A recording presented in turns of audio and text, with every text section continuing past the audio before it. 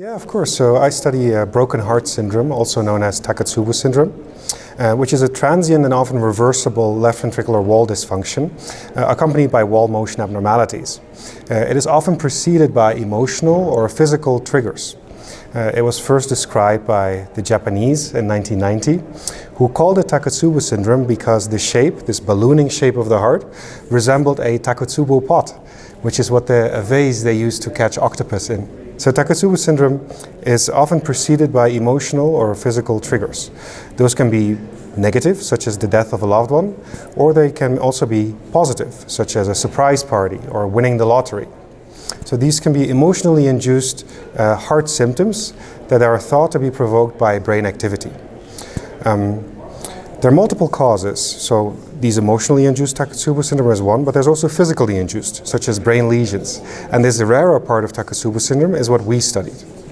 And what we are very interested in at the Center for Brain Circuit Therapeutics at the Brigham and Women's Hospital in Boston is studying brain lesions as they provide a causal link between damage to a brain region and the symptom that is evoked.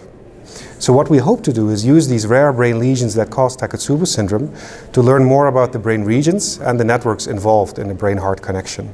Thankfully, the mortality is not high. It's often transient and often reversible and well treated.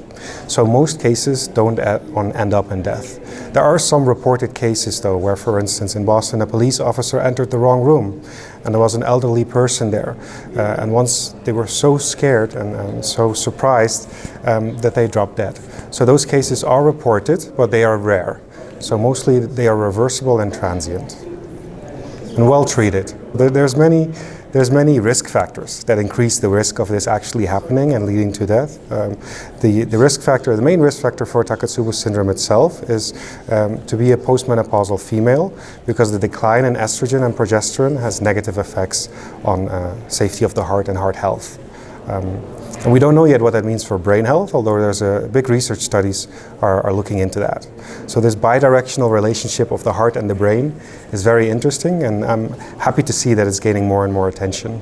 So we are very interested in specifically the cases where lesions induce Takotsubo, because they may teach us something about the regions and networks involved. So to share a bit about what we did, we searched the literature and found all cases published where a brain lesion induced Takotsubo syndrome. And what we found is that these lesions are all over the place. So we're expecting to find them localized to a certain brain region, because then you have a causal link between a region that is damaged and the symptom evoked, Takotsubo syndrome. That is not what we found. So we found that these lesions are distributed throughout the brain in different cortical lobes, thalamus, basal ganglia, brainstem, cerebellum, and medulla. So that doesn't give you a localization actually of this symptom.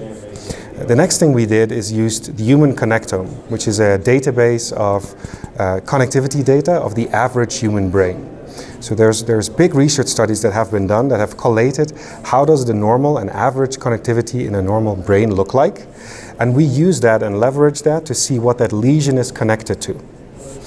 What we can then do is statistically test which regions are more connected to lesions that cause Takotsubo syndrome than normal strokes or other brain lesions. And that can give us the brain network that is connected to lesions causing Takotsubo syndrome.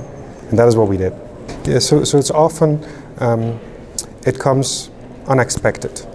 And the definition of it is that it needs to come unexpected, because it is often a surprise party or a lottery or the death of a loved one, things that come unexpected that evoke it. So there are certain risk factors that increase your risk from it. So most people have a surprise party and don't have this reaction, but certain groups are at risk. One of those, for instance, postmenopausal women and people with psychiatric or neurological disorders, a history of those. So what we found in our results is that the network that seems to be most important is the network that is connected to medullary connections. And we know that the medulla plays an important role in regulating the autonomic nervous system. There are both sympathetic and parasympathetic nuclei in the medulla.